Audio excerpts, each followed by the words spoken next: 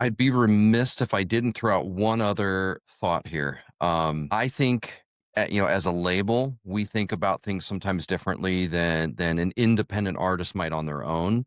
But even within our roster, we look at the size of an artist we might be working at and the strategy that works. And I do acknowledge that I look at much bigger artists sometimes and go, well, the economics are clearly totally different at a certain scale. And even within our own roster, we have artists where they're very much very early developing, and we might approach it slightly different than an artist that has a much bigger base already established. And then we look up to some really big people, and it's like they can get away with certain things. So I do think there's a scale of what size you're at, what your base already is, and where the economics can change.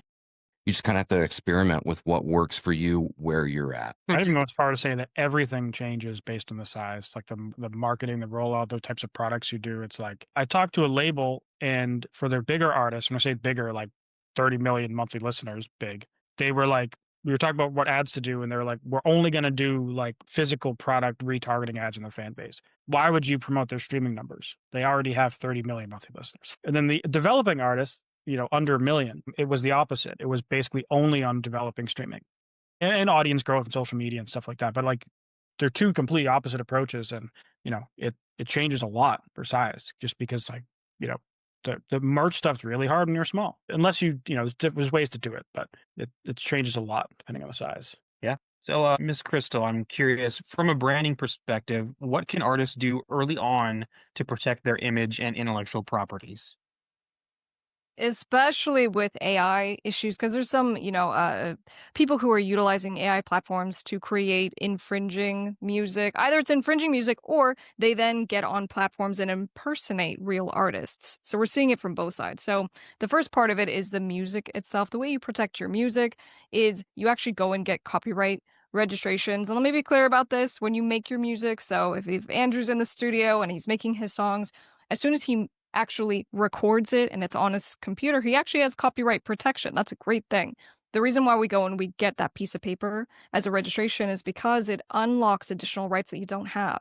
Andrew cannot go and file a lawsuit in a court of law for his song that I stole unless he has that piece of paper. He can't get his attorney's fees reimbursed. He can't get what are called statutory damages, which can be up to $150,000 per infringement. So for copyright registrations, that's what you do. And, Curtis, I can't stress this enough to anyone who is watching this. The timing really matters. So as a practice, when the music comes out, you want to try to get it. You don't want to try. You want to get your registrations within that month. Okay, so make that the rule that you live by. Okay, and if you're like, oh my gosh, I have all this music I haven't registered yet, should I still go do it? Yes, go do it. So that's copyright land. Trademark land is your brand, right? Your name fixed, right? So these are the things that people recognize our companies and our producer personas as. And getting a trademark registration at the federal level is how you can go deal with these infringers that pop up on Spotify, whether it's an AI infringer, whether it's a real person.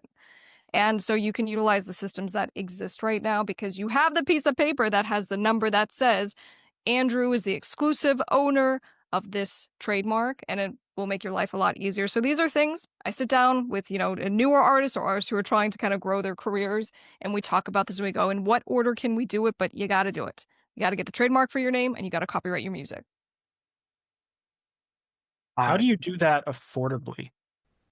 Great question. I'll tell you what, in answering this, we're going to do a copyright drive.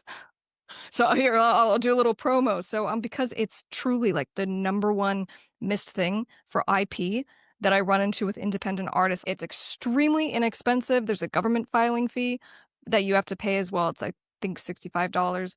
But the point just being, it doesn't have to be hugely expensive, and it doesn't have to be a pain in the butt or overwhelming, because I can tell you all day long, I have a training on Top Music Attorney on YouTube, how to do it. I take you through it step by step.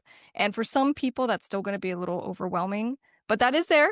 Use it. Train yourself. You can do it. But I'm also going to do this copyright drive because I'm going to sit there with you and we're going to do it together. So if anyone wants to get information about that, you can just go to topmusicattorney.com and just get on the email list. And that way you'll know when it's coming, what to do, and all the goodies.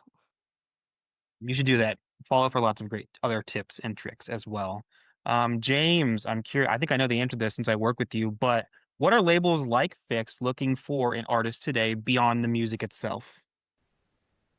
Yeah, beyond the music itself, we are looking for artists that are going to get out there and be active in and participate in the marketing and promotion of the music.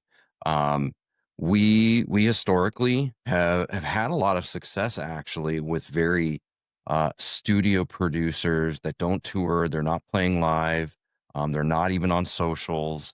We could just put the music out, and through the reach of distribution and maybe film, TV, game licensing, we could exploit it in ways that was successful and generate a lot of revenue. But especially in the age of all this AI stuff getting uploaded, it's like, how do we stand out against all of this when it has been commoditized? And it's that human element.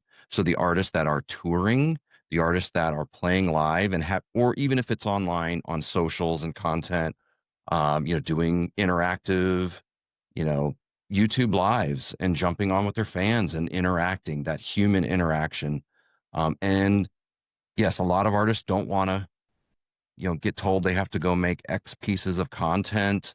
Um, but that is starting to become the opportunity for artists that want to get ahead and work with labels is like, are you going to put in that work and go show us that yes, the list of things an artist has to do is only getting longer. They've got to write the music and record it and, do a photo shoot and a video or whatever. Um, but doing social content or playing live are becoming more important than ever. And the artists that we've worked with that just want to turn the music in, especially because we're a label and when they're independent and they're just going to a turnkey distribution and getting it live, maybe they sit back and don't have to do anything. Um, but there's this sense when they're working with the label that they can turn the music in and then the label handles everything else. And that is definitely not accurate. We are looking to be partners even throughout the promotion and marketing and continuation of that catalog and see that you got to water it. You got to water that catalog and keep it active and relevant and generating for a long time to come. I'll add on to that. I think people are hyper aware of when they're being promoted something now. So if it can come from a person and it can seem genuine and real, I think that matters. Andrew, I don't know if that any thoughts on that, but I think people Totally. are just aware of corporations at this point.